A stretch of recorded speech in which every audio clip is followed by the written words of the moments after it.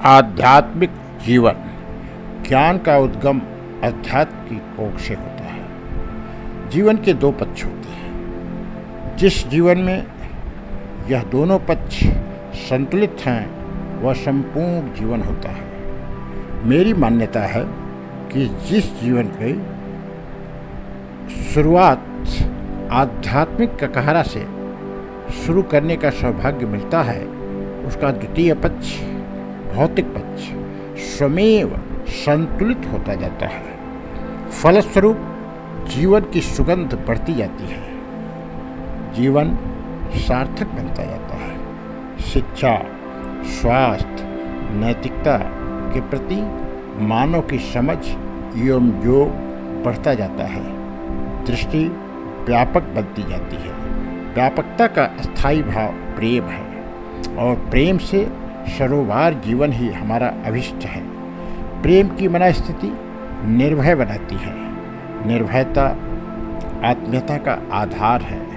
दूसरे शब्दों में आत्मीयता का यह उत्पाद ही मनुष्य का आत्मभाव होता है। आत्मभाव की यह स्थिति जीवन की विलक्षणता है, परमात्मा का मिलन है, सही मायने में आप होते हैं। अब प्रश्न उठता है कि यह आध्यात्मिक जीवन कैसे संभव होगा। इसके लिए माँ बाप का योगदान जरूरी है। स्वाध्याय, सत्संग, साधना एवं सहयोग को अपने दैनिक जीवन का अंग बनाना होगा। मैं कौन हूँ अथा तो ब्रह्म जिज्ञासा लानी होगी। मनुष्य के जीवन यात्रा का पथ अध्यात्म ही है। इस ओर चलने में ही जीवन की सार्थकता है। बिना इसके जीवन यात्रा कंटकाकीर्ण होती है। आध्यात्मिक जीवन ही वास्तविक जीवन है। भौतिक जीवन ऋण जीवन होता है। इसका प्रादुर्भाव द्वंद्वात्मक है। समतावादी आध्यात्मिक दृष्टि ही जीवन दृष्टि है। आध्यात्मिक जीवन ही श्रेय मार्ग है। व्यष्टि सुधार से ही समष्टि सुधार है। समता की एकता और उसकी अनंतता में ही भगवत्ता का वास है। सारे संकल्पों के शांत हो जाने पर, सारे संकल्पों का भली भांति शांत हो जाने पर, संपूर्ण भावनाओं कामनाओं से रहित विशुद्ध एकमात्र चेतन ही परम ब्रह्म परमात्मा कहा गया है।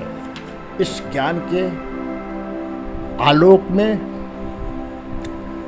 गीता में भगवान ने स्वयं कहा है कि न ज्ञानेन सदृशं पवित्र मिह विद्यते तत्स्वयं योग संसिद्धि काले नात्मन विन्दति।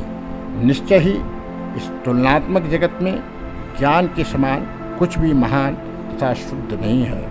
भक्ति योग, ज्ञान योग, कर्म योग जीवन को सुगठित एवं संतुलित करने के जितने भी साधन हैं, ऐसा ज्ञान समस्त योग का परिपक्व फल है। उपरोक्त सभी बातें ज्ञान के विस्तार पटल का ही अंग है।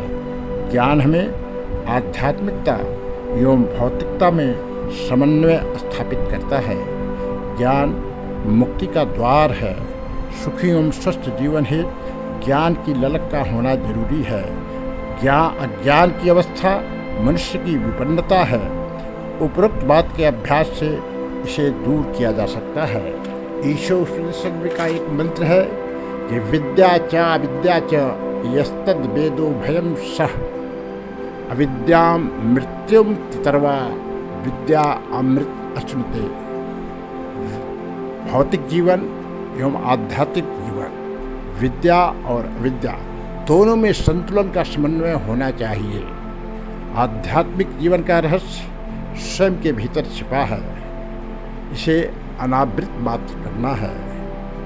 ज्ञान का केंद्रबिंदु आत्मा है। उसे जानना, पहचानना, मानना और उसके साथ एकस्व स्थापित करना ही मानव जीवन का लक्ष्य है। मेरी आत्मा मेरा सर्वोच्च आदर्श है। अपने अप्राकृत स्वरूप की अनुभूति ही मेरे जीवन का लक्ष्य है। आध्यात्मिक जीवन के अर्थ ही है स्वयं को जानना। मैं कौन हूँ, क्यों हूँ, हमारा उद्देश्य और लक्ष्य क्या है। और उसी तरह से आस्तिकता का अर्थ है अस्तित्व की संपूर्णता। बाकी जो कुछ भी है सब सापेक्ष है, लेकिन आध्यात्मिकता के आधार हमारी आत्मा निर्वेक्ष है, वह अपरिच्छिन्न है, जबकि संसार परिच्छिन्न है। व्यक्ति वस्तु परिस्थितियों के माध्यम से संसार की अनुभूति होती है। अस्तु हमें आध्यात्मिक जीवन का ही वर्ण करना चाहिए और मानव जीवन की सार्थकता को सिद्ध करना चाहिए। ओम शांति शांति शांति।